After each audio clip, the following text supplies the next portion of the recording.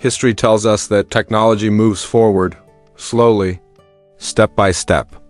But across the world, archaeologists keep uncovering objects buried thousands of years in the past that appear far too advanced for the civilizations that supposedly created them.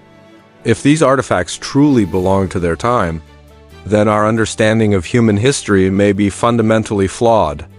History is often treated as something complete, a finished timeline, a closed book. But the truth is, history is still buried beneath our feet.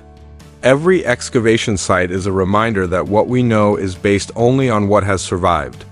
Civilizations rise, collapse, and disappear often, leaving behind fragments with no context. And when those fragments are uncovered, they don't always confirm what we believe. Sometimes they quietly contradict it, not loudly, not dramatically, but just enough to make experts pause. Because the most unsettling discoveries don't rewrite history outright. They simply refuse to fit inside it. At first, the object doesn't look extraordinary. But as the soil is removed, details begin to emerge. Straight lines that don't waver, curves that follow precise mathematical intention. A level of symmetry that suggests planning rather than experimentation. This is not crude craftsmanship. This is controlled design. The kind that comes from understanding materials, measurements, and outcomes. And suddenly the object feels uncomfortable. Not because it's strange, but because it feels familiar in a way it shouldn't. It doesn't look ancient because it's primitive. It looks ancient because it's old. Every responsible question is asked. Could it be contamination? Could it have been moved? Could it be a mistake? So the tests begin. The soil layer is dated. The surrounding materials are analyzed. The geological context is confirmed. Everything points to the same conclusion. The artifact has not been disturbed. It was buried naturally. It belongs to its layer. It belongs to its time. And that's when the problem becomes impossible to ignore. Because the science is solid, but the timeline is not. The object doesn't challenge archaeology. It challenges chronology. This is where discomfort turns into doubt. If this object truly belongs to its era, then our assumptions about technological progress begin to unravel. What if knowledge doesn't always grow steadily? What if it appears suddenly, peaks briefly, and then vanishes? History remembers survivors, not achievements. Entire systems of understanding could have existed and been lost without record. Not erased intentionally, simply forgotten. Buried by time, disaster, and human collapse. And if this discovery exists, how many others are still waiting to be uncovered? In the early 20th century, sponge divers off the coast of Greece recovered what appeared to be nothing more than corroded debris. At first, it was ignored. But hidden inside that corrosion was something no one expected. A system of interlocking gears, precisely arranged. Further study revealed mathematical ratios, calibrated movements, and astronomical functions.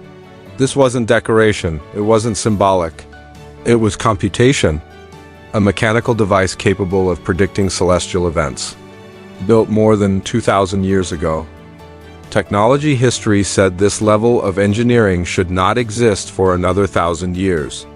At first, discoveries like this were treated as anomalies, one-of-a-kind exceptions. But as research expanded, similar patterns began to surface elsewhere. Stone blocks cut with remarkable accuracy, holes drilled with consistent diameter and depth, optical lenses crafted with curvature precise enough to magnify. Individually, each could be explained away. But together they told a different story. One of intentional measurement, standardization, and repeatable technique. These were not lucky accidents. They were the result of systems. What makes these discoveries unsettling isn't just their sophistication, it's the absence of explanation. There are no surviving manuals, no written instructions, no clear descriptions of how this knowledge was developed or passed on. It appears suddenly in the archaeological record, fully formed. And then, just as suddenly, it disappears, as if the knowledge itself existed only briefly before being lost to time, which suggests these artifacts may not represent progress, but the remnants of something already forgotten. These discoveries are not confined to one region or culture. They appear across continents, separated by oceans, languages, and belief systems. Yet the underlying principles remain strikingly similar: precision, geometry, standardized measurement. This raises an uncomfortable possibility. Either advanced ideas emerged independently across the world, or they originated from a shared, now lost foundation of knowledge. In either case, our model of isolated, linear development begins to fall apart. Modern science approaches these discoveries cautiously. Alternative explanations are proposed: lost techniques, exceptional craftsmanship, cultural exaggeration, and many of these explanations are reasonable, necessary even. But there comes a point where explanations stop answering questions and start avoiding them. Because acknowledging these artifacts means accepting one difficult truth: human history may not be a steady climb upward, but a cycle of rise, loss, and rediscovery. What if human history isn't a straight line at all? What if it's a series of peaks? Moments when knowledge surged, systems formed, and understanding reached levels we rarely acknowledge. These peaks may not have lasted long.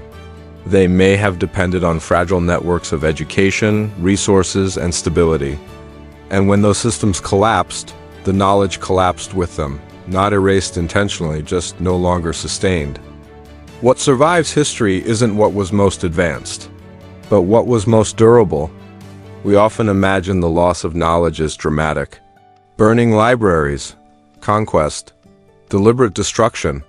But history shows a quieter reality. Floods bury cities. Earthquakes shatter infrastructure. Trade routes collapse. Skills that aren't immediately useful disappear within generations. And without constant transmission, even the most sophisticated understanding fades. Forgetting doesn't require catastrophe, only time. History is shaped by what survives. Stone tools endure. Simple structures remain, but complex systems, machines, methods, abstract knowledge are far more fragile. This creates a powerful bias. We assume the past was simple because simplicity lasts, and complexity disappears without a trace. What we call primitive may only be what endured. The evidence doesn't point to one lost super-civilization ruling the world. Instead, it suggests something more subtle. Multiple cultures separated by geography, each reaching unexpected levels of sophistication, sometimes independently, sometimes through forgotten exchanges. Knowledge may have traveled, evolved, and fragmented, leaving traces rather than monuments. The mystery isn't a missing empire, it's missing connections. This perspective forces an uncomfortable comparison. We see our own era as permanent, documented, secure, but history suggests otherwise. If advanced knowledge has been lost before, it can be lost again.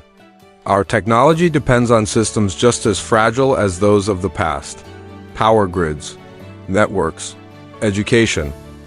The question is no longer what they lost, but what we might lose. Our world feels advanced because it works most of the time. Electricity flows. Data moves instantly.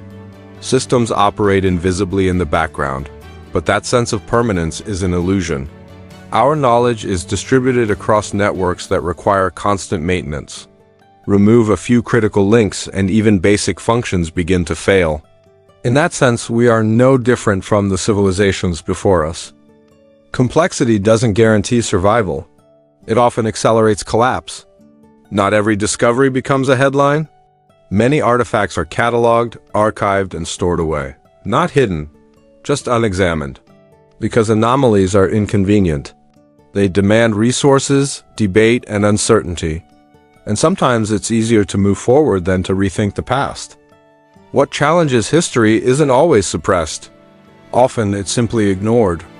When we look at time as a straight line, these artifacts feel impossible. But if time is cyclical, marked by rises and resets, they begin to make sense. Progress becomes temporary. Knowledge becomes fragile, and history becomes less about invention and more about rediscovery. Perhaps innovation isn't always new. Sometimes it's remembered. These artifacts don't claim our ancestors were more intelligent. They suggest something more human. That knowledge depends on continuity, on teaching, on stability. And when those things disappear, even the greatest achievements fade into silence. The past isn't mocking us, it's warning us. The lesson isn't about them, it's about us.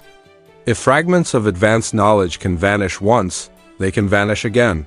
History isn't a record of everything humanity achieved, only what managed to survive. If you want to explore more discoveries that challenge what we think we know about the past, subscribe and continue this journey into the forgotten edges of human history.